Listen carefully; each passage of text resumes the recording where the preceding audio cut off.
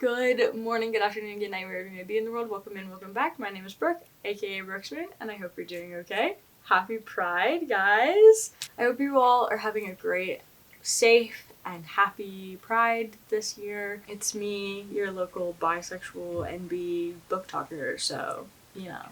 Slay! So this year for Pride I wanted to get through a good chunk of my queer books that I have on my bookshelf that I need to read, and I thought there was no better way to do that than to do a Pride reading vlog. I wanted to call this like a deep dive, but it's not that.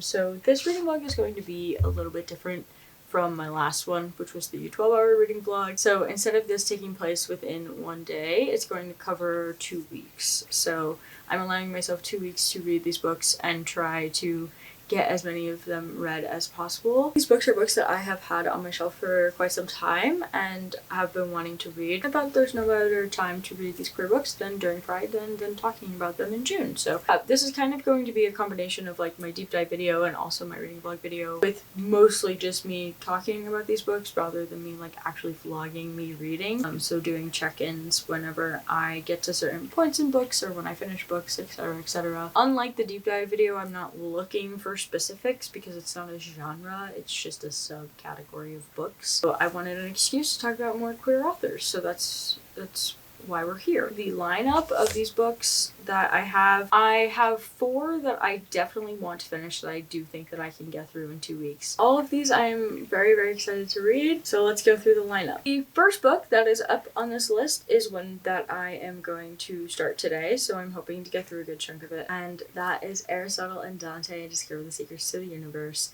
I've been wanting to read this book for a very, very long time, and I finally got this copy last December. And I feel like that this is a good summer read, because I do believe that this takes place during the summer, and I am prepared to cry my eyes out. I feel like that this is going to make me sob uncontrollably, so I've been putting it off for that reason, as well as one of the other books that I have in this. I'm really looking forward to this one. I feel like I'm really gonna love it, and it's gonna do exactly what I need it to do for me. Also, I didn't know that they had a film adaptation. I believe it came out last year, but I didn't know that it was being adapted until the trailer for the film came out, and it wasn't really heavily advertised, at least not to me. So I'm excited to watch that after I read the book, because I've been putting off seeing the movie until I read the book. Following after that is She Gets the Girl. I have heard excellent things about this, specifically from the booksellers that work at the Barnes & Noble that I go to all the time.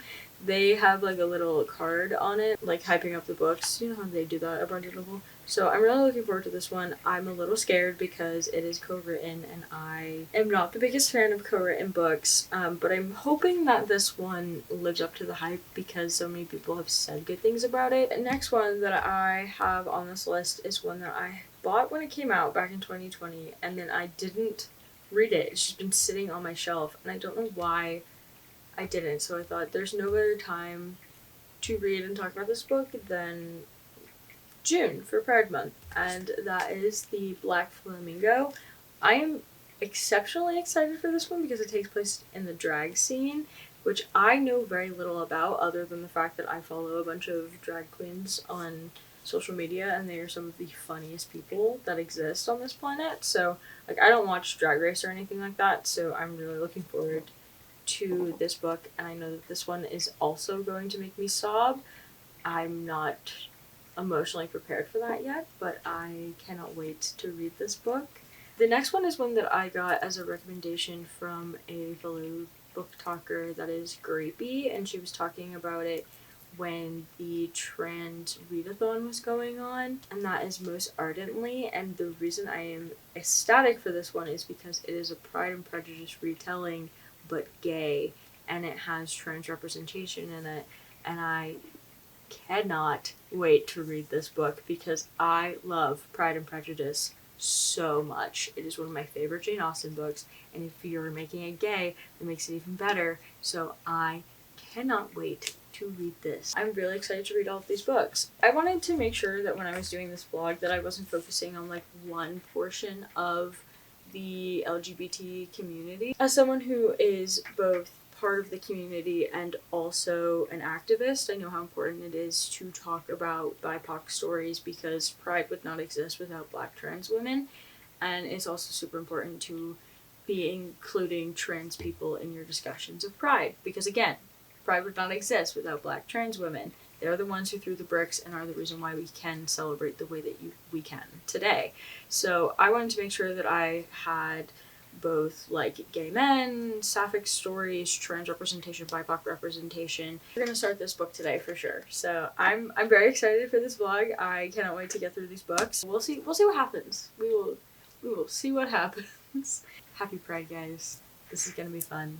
Okay, I'll see you in a minute. So I forgot to record yesterday because I was so busy doing other stuff, but I did get a little bit into this book. I read 50 pages yesterday, which isn't a lot, but for me to have been doing a bunch of things that I was doing, I wasn't allowed to go into work today because there's been some issues in the city, so that's fine. I'm gonna try to get 100 pages in today. We'll see what happens. Right now, I'm reading 4 other books, so one for this video and then just like 3 others that I started a while ago. But I'm really liking the writing style so far. It's very easy to read. It's so cute so far. I think Aristotle's a very interesting narrator, and the way that this is being written is very much past tense, as if he is reminiscing on it. At least that's how it feels to me right now. It feels very reminiscent and very nostalgic, and I like that feeling, and I'm assuming that the second book is more present tense, because to me this is just like Aristotle is like reminiscing on this connection that he has with Dante, and I really like how their characters complement each other. They're a match for each other, is the best way that I can put it. The one thing that drove me insane, maybe I can find it, chunks of dialogue like that, where it's just like 2 people going back and forth. I kept getting confused and mixing up who was talking. Things like that were drive me a little insane. But I'm trying to remind myself that there's a book 2 and it's about like them again. So I'm hoping that this isn't like a what if it's us type situation. This is definitely written better than that book, but this is a lot of like nonsense rambling. I'm having fun with it. I'm gonna try to get 100 more pages read today, which I believe will put me about halfway through. It's about 100 pages or so. Yeah, that looks about like halfway at that point. I think I'm gonna be able to get this done within the next few days, and I'm glad that I'm starting with this one because I'm starting off on a very strong note. It's me. I am about halfway through of this book. I just wanted to check in because I read about over 100 pages yesterday, and I started tabbing. There are certain things in this book that like I've read. It just resonates in a way that I wasn't expecting it to. The one thing that I've been kind of picking up on as I've been reading is that he writes his dialogue similar to how screenwriters write dialogue for movies, and he's not telling you everything. It's very simple, it's very basic. The characters don't say too much. They say too little, in my opinion. You are reading between the lines in the context of their conversation. And that's why I think I like this book so much, because there's so much for you to be thinking about and paying attention as you're reading this book and what these characters are experiencing and how they're communicating with each other, especially how Aristotle is communicating with those around him. I'm really enjoying it. I had to actually stop myself from reading yesterday because I just wanted to keep reading. By the time I checked the clock, it was like 2 a.m. and I was like, I need to go to bed. I had been reading for so long and didn't even realize. What I also like about this book is that the chapters are really short. I am a short chapter girly. I feel better when I read multiple short chapters versus like a long chapter. I need those breaks in there. And so like I like short chapters. I feel like I've done more if I read more shorter chapters. The like twists and stuff that happen feel very cliche and stereotypical for a YA book, but I really do think that the way he's navigating those events and those cliches are really playing a very direct role in the characterization of Aristotle and Dante, and I like how he's having those characters navigate it and how they're responding. Right now it's at like a solid 4 star read for me. It's definitely not a 5. I kind of went in thinking it was going to be a 5-star read, but where I'm at right now, it's not that. I don't know if that's gonna change as I continue with this book. I do like his writing. I like the style. I'm really glad I started with this book. I completely understand why it's gotten all of these awards. I think I'm going to finish this today. I haven't been able to go to work for the past few days, so I've just been reading and getting a head start on all of this. I wasn't expecting to get through this one as fast as I was. So right now I'm kind of like on track to finish. You can see the pile of books that's behind me. Those are for the reading blog. It is currently 10:30 June 6th.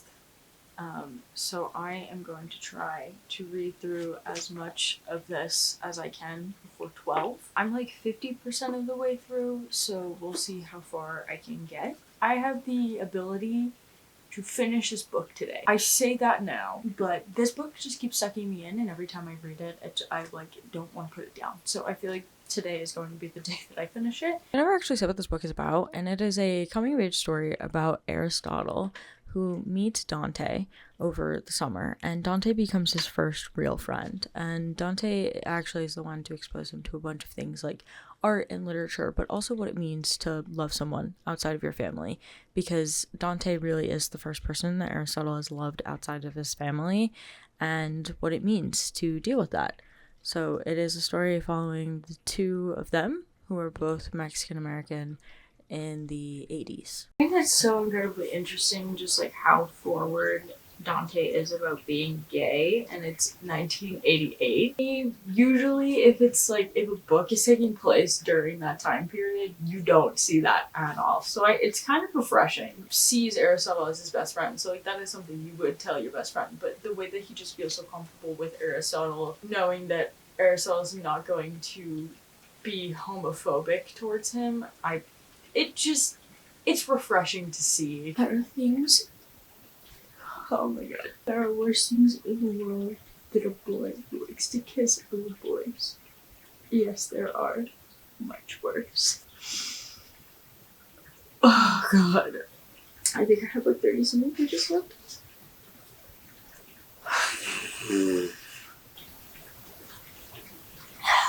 So I finished it. Oh my god. I think I'm gonna give more thought tomorrow, because I don't really know what to say right now. The last good bit of this book, all it did was make me cry. Almost 1 o'clock in the morning, so I am gonna go to bed. This was beautiful. That's really all I have to say right now, and I will see you tomorrow. Okay, it is the next day, and I have slept and processed this book a little bit more. What I'm struggling with is, I love this book. I love the way that it was written. I really adored how Senes went about writing this book. I thought the prose and the style of writing was really good. This is textbook coming of age story. Really no other way to explain it other than that. It's very much a coming of age story where you have a character who is a teenager and he is coming to terms with things about himself that he can't necessarily control, and he's learning and understanding the secrets to the universe. He's trying to figure out why life is the way that it is, and this was done in such a beautiful way. Of course there are things that happen in here that are kind of cliche of that coming of age story, obviously given the themes that are in this book, but it's done effectively. It didn't bother me that there were these cliche events that were happening in terms of the plot structure chart.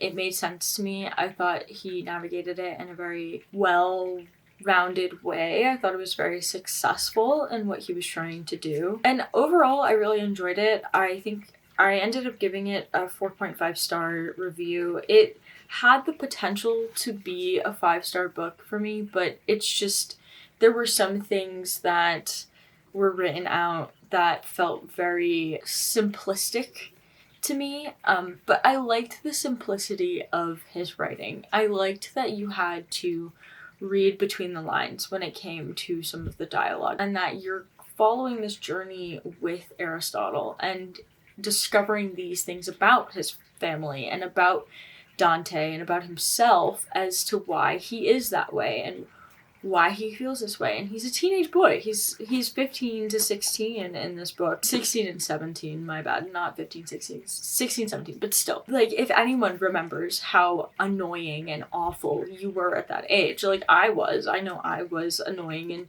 terrible, and I also know that being at that age, you think you know everything in the world, and you just don't. The thing that I think exists within teenage coming of age stories is that we believe that when you're a teenager is that your teenage coming of age story is the most important one, when that is just not the truth. It's not even what you experience in your 20s. There's so much more to life than what your teenage years were and what your 20s are and what your 30s may be. We are always on a constant journey of discovering ourselves and experiencing who we are as people. And I think that this isn't like him being like, oh, I now understand everything.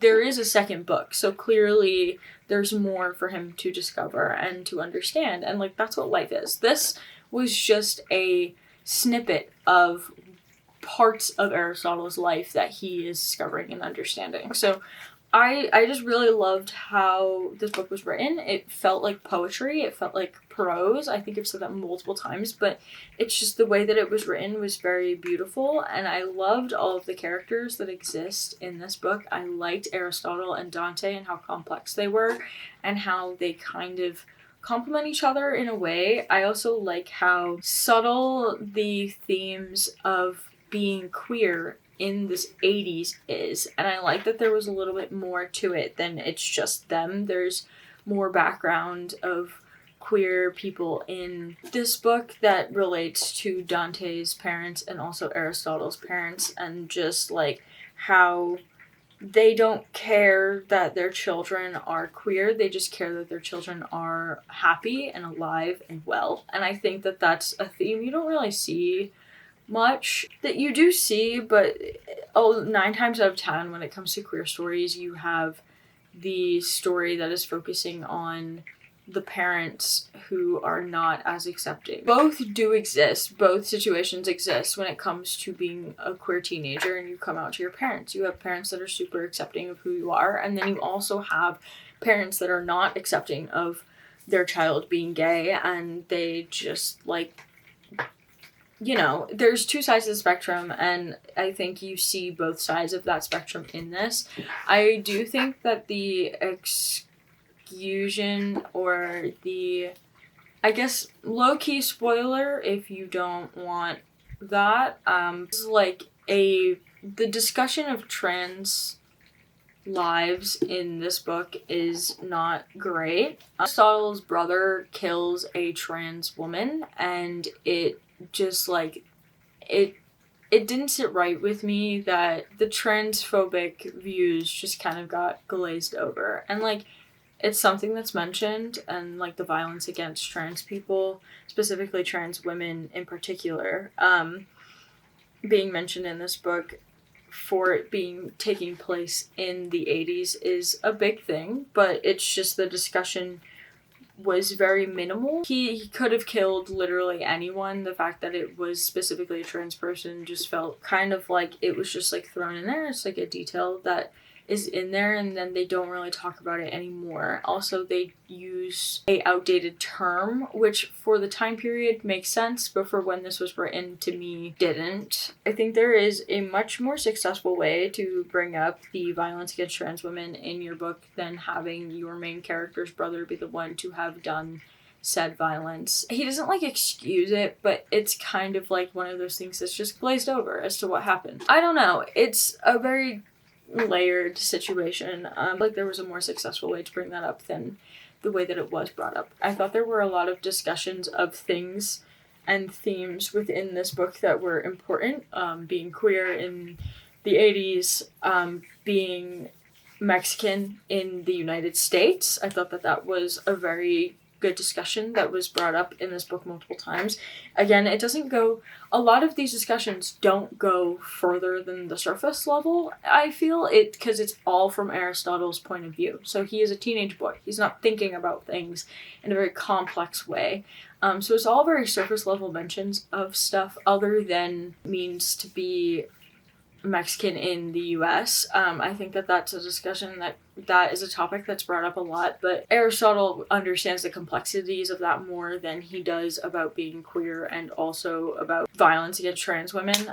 So it was more focused on the coming of age story than it was on those other topics, but those topics are part of his coming of age story. So the second book, just to see where it goes, and I want to understand like what else they learn about themselves, because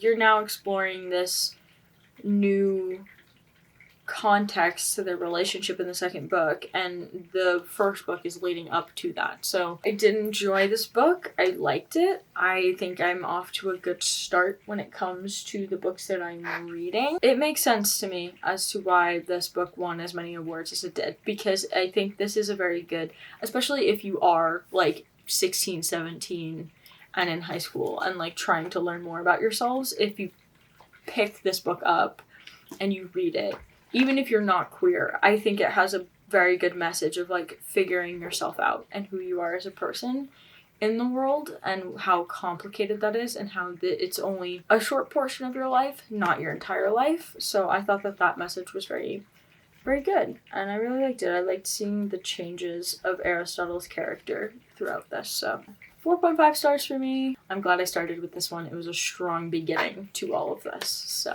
I'm on the floor. Just because I can be. I just started She Gets the Girl. It's been a few days. My cousin got married yesterday. I was also in the wedding party, so that's where majority of my time went. I was reading, but I wasn't reading for this vlog because I just couldn't bring myself to be reading for this while all of that was going on. And I was finishing some other books first before I started really just deep diving into the books for this vlog. I started She Gets the Girl. I'm not that far in. I'm only 30 pages into this book, but I do like it so far. I like the two POVs. I like these two characters. I think they're very different from each other, which I enjoy. While you can tell that the voices of the authors are different, they do harmonize pretty well together so far. I don't feel like I'm reading two different books. I'm very hesitant when it comes to co-written books for that reason. I don't want to feel like I am reading two different books at once. So far, I'm really enjoying it. I like Molly a lot. I love her. I adore her. I'm on the fence right now about Alex, but I can sympathize with her. But I'm excited to see where this goes. I think both of these characters are super interesting. I'm doing my best to get through this book. I'm going to try to read a lot today. I am in the midst of also editing my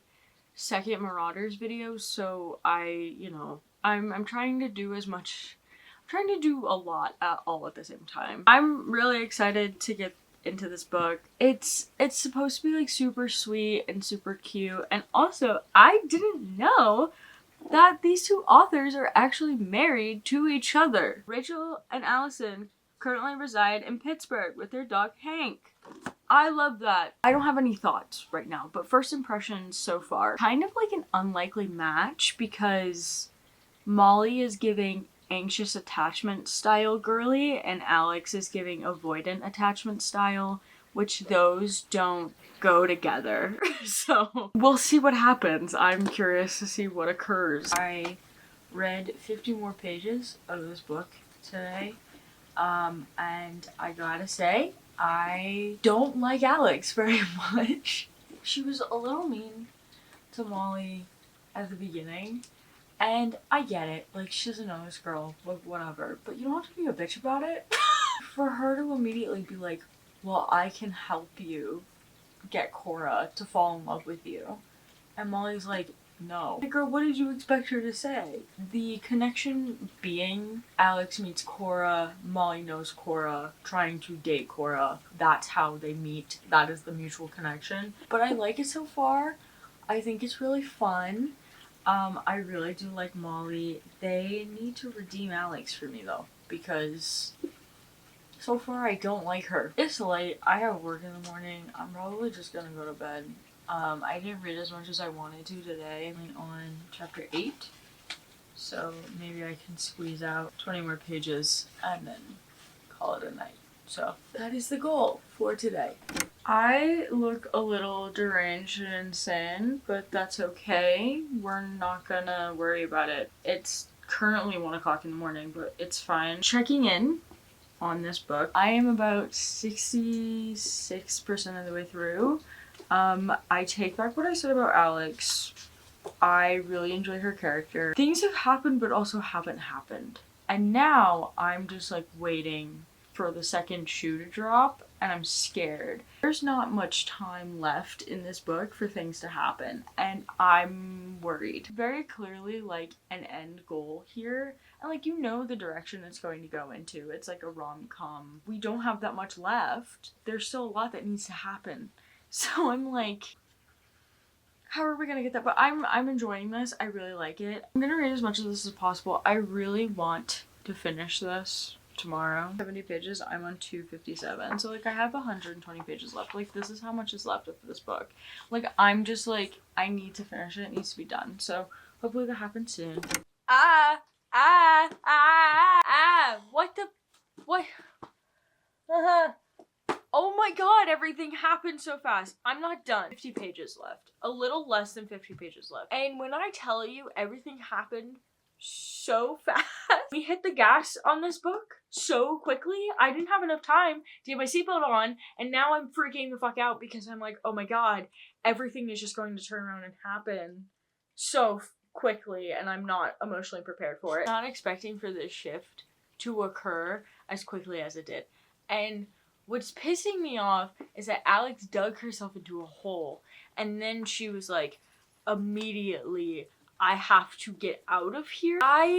I feel that so hard, and I take back what I said about how I don't like Alex. I love her. I think I said that with my check-in yesterday, but I'm almost done. I'm going to finish this today, and then I'm going to start my next book, which the next one that I'm going to read is The Black Flamingo. I'm really excited to read this one and to get into it. A little long. It's like in the form of poetry, so I'm really looking forward, because if you've read The Poet X, I have a feeling it's going to be very similar to how The Poet X was written.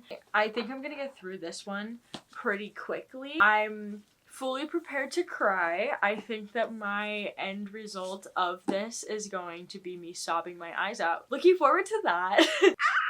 I love queer books. I love reading queer books. I love reading queer stories. It's like such a beautiful thing. Even if you're not part of the LGBTQ community, please read queer literature. Queer art is so important because it is the backbone of so much art in history that please read queer books even if you are not gay. If you are not part of the LGBT community, you should still read books written by queer authors about queer stories, because you should diversify your narrative, and I know not everyone agrees with that, but it really does open your perspective, and you get to see the world in a way you may not otherwise. Every book is like a window, and you get to peek your head in for a little bit, and then you get to come out of it with a different perspective on life. They will have you giggling and kicking your feet, I promise you, because like they're just so, my heart wants to like blow up. Like it's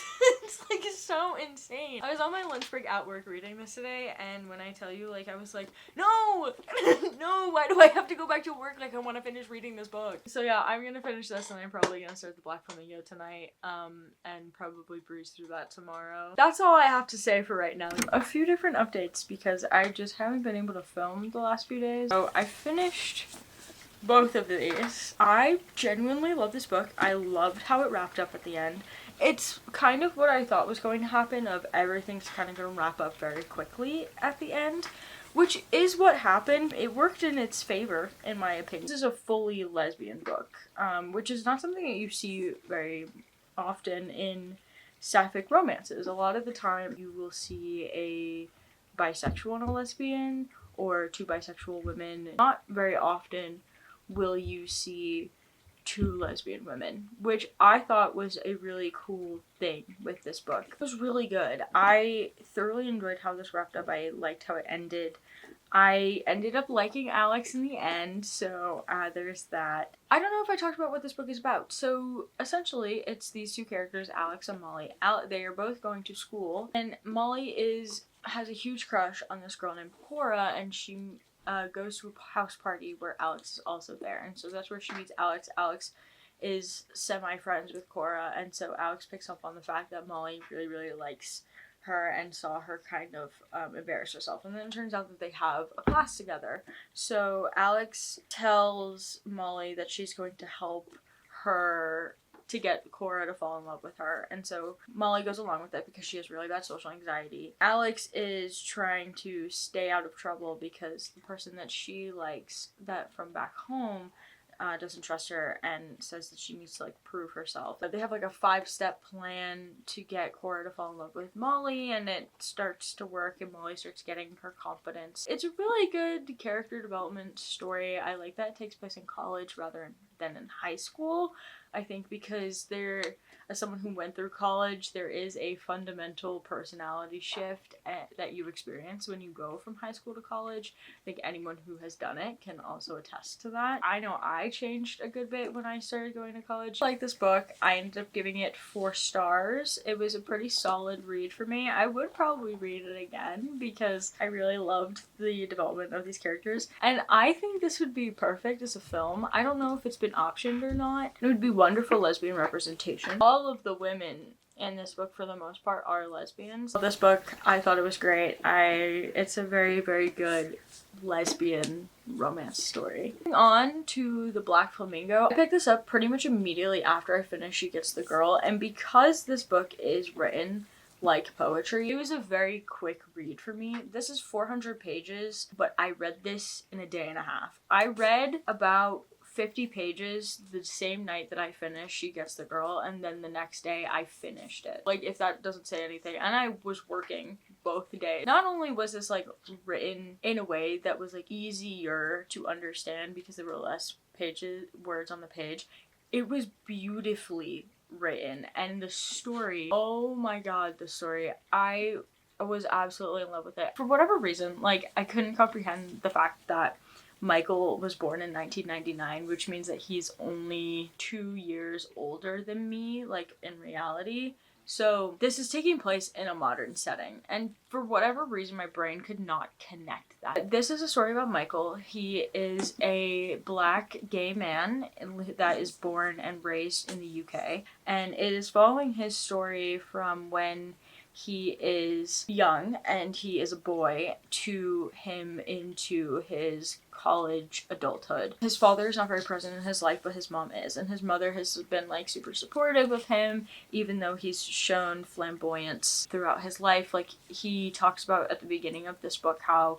all he wanted for his birthday was a Barbie, but he got Teenage Mutant Ninja Turtles instead. And then he goes off to college and he's still kind of figuring out like what it means to be gay and black, but also what it means to be himself and who he is, because like there's a point in which he's like joining clubs at his college, and there's like multiple clubs, and he's like, I didn't feel like I fit into any of those. He's like, I didn't feel gay enough to be in that alliance, I didn't feel black enough to be in this black student alliance, I didn't feel Greek enough to be in the Greek student alliance. He sees a flyer for a drag club at his school that is putting on a show, and so he joins, and he starts to learn more about what it means to be himself and how drag is helping him like transform and become this version of himself that he feels more confident in. This is a YA poetry coming of age story. Everything's written as a poem, but like there are poems written by Michael within this book. It kind of feels like a journal, if that makes any sense. Everything in this book is so well written, and I really thought that Dean Atta did a wonderful job of showcasing this story, like that transformation that you go through in college, and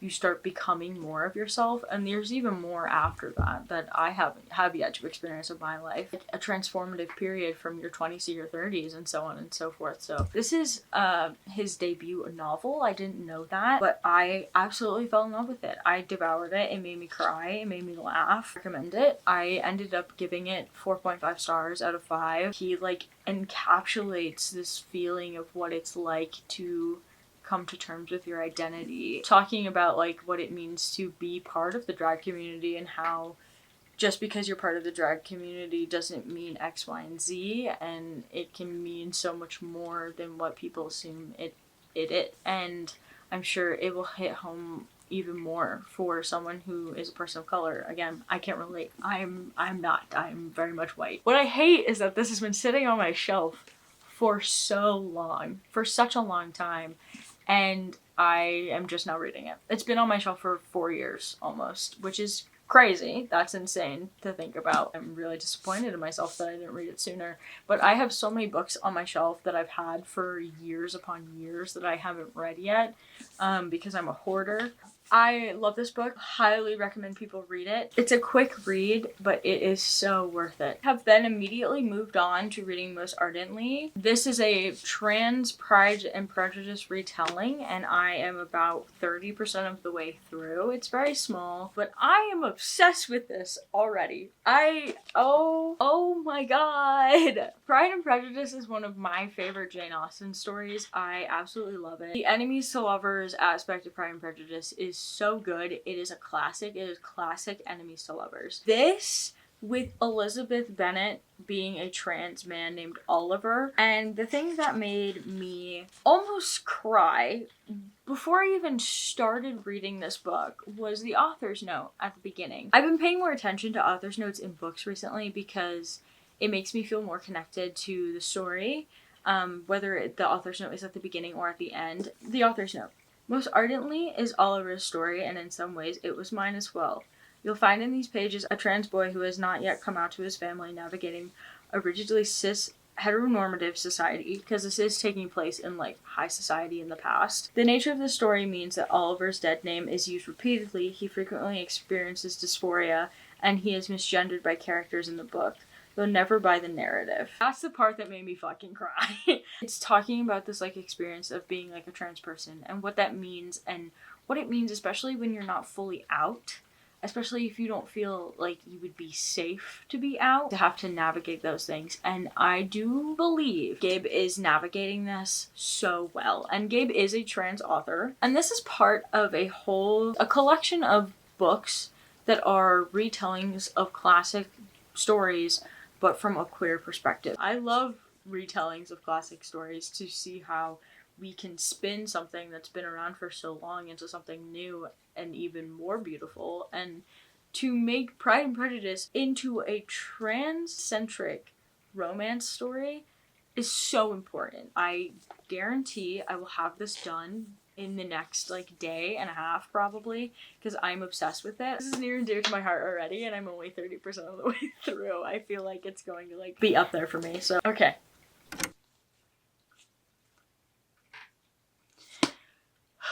I just finished like sobbing my eyes out. You can see the tears drying on my eyes. Oh my god. Like, holy shit. Oh my god. I don't even know what to say here. 5 stars.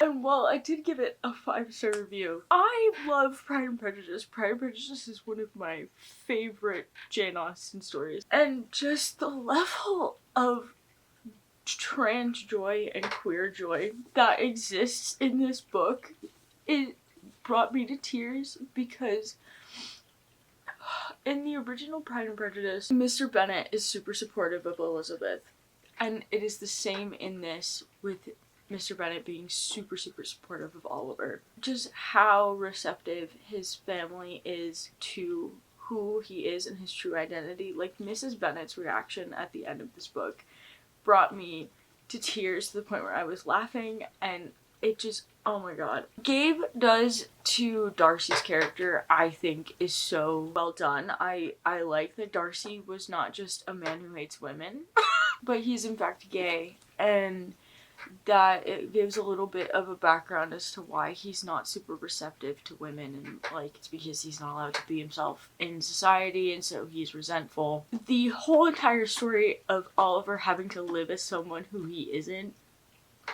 to please society, and then everything that happens at the end, I don't want to spoil it because it brought me so much joy. I love this. It's a good written book. It does not have that same like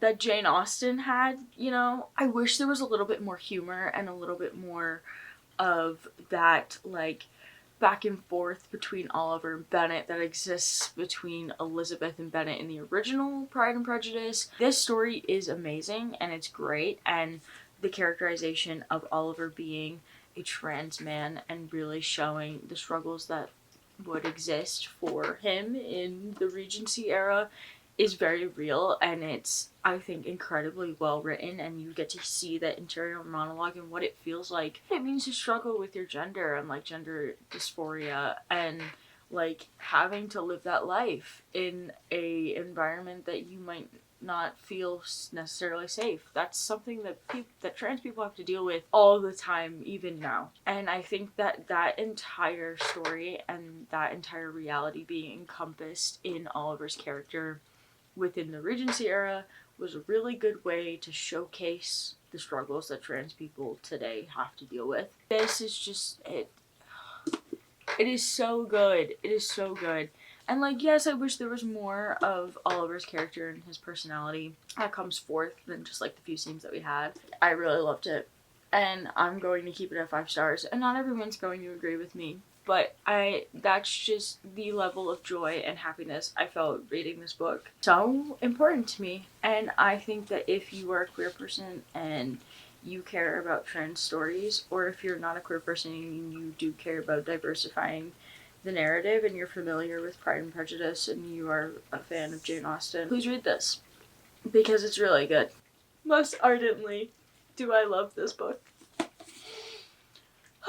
This is the next day after I finished reading Most Ardently. But I wanted to talk about all these books that I read. I read 4 books. They're all queer books written by queer authors. And it ranged from MLM to sapphic to trans representation to representation for queer people of color to talking about the drag community to poetry instead of just like regular narrative writing. Absolutely loved every single one of these books. I don't think any of them got below a 4-star rating. I believe all of them were either 4, 4.5, or 5 stars. So in Dante Discover the Secrets of the Universe was a 4-star read for me. I loved it. I cried. It was so good. It was a wonderful coming of age story. She Gets the Girl was also a 4-star read for me. It was so cute. Truly a lesbian book. Like, it was 100%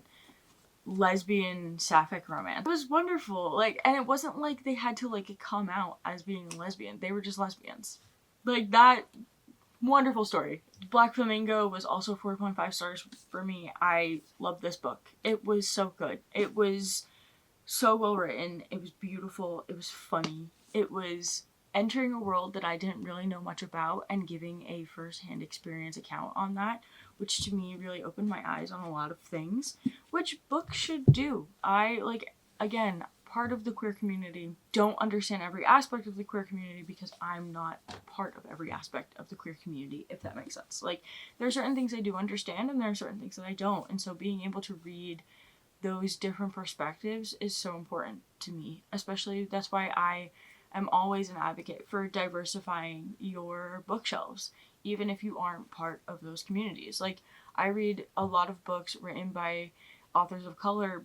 I will never, ever, ever understand what it means to be a person of color because I am white. That's why reading stories written by authors who are parts of communities who have experienced those things, it's so important, which is why I think that even if you are not a queer person yourself and you are watching this video, reading queer literature is so important because it's important to understand that worldview, even if it's not something that you don't experience. Not knowing stuff is being ignorant, and ignorance is very dangerous. A lot of things going on in the world right now that I think a lot more people need to understand the truth of what it is to be part of those communities rather than thinking inside of a box and accepting that to just be a box. And also that's why reading Most Ardently was super important. I rated this 5 stars. You saw my aftermath yesterday. Trans story, and it's so incredibly important because it focuses a lot on the internal struggles that trans people deal with when trying to come out, when they're in certain environments that they can't fully be themselves, and what that means and the gender dysphoria that surrounds that. I love these books. I am so glad that I chose to do this during Pride Month. I also read queer books outside of Pride Month. I still do that, but I wanted to make like a very specific video for Pride Month. All of these books were highly rated for me. I really, really loved them. They were so good. That's really all I have to say on this. I highly recommend all of these books. Please read them. They're great, and I loved every single one. Thank you so much for watching. If you did get through this entire video, I greatly appreciate it. You guys keep appearing, and we are growing rapidly, and I greatly appreciate every single one of you. That's so cool. So if you have any other queer book recommendations that you really, really love, please drop them in the comments. I have read a good bit of other queer literature, but I am always needing more. I always want more recommendations. As always, my active social media links are in the description down below if you choose to find me elsewhere. Fun new videos coming out soon. More into some film content. Some more fandom content is coming, not just the Marauders, but other stuff. Do something nice for yourself today. Remember you were loved, especially by me, and I will see you guys in the next one. Bye-bye. Happy Pride.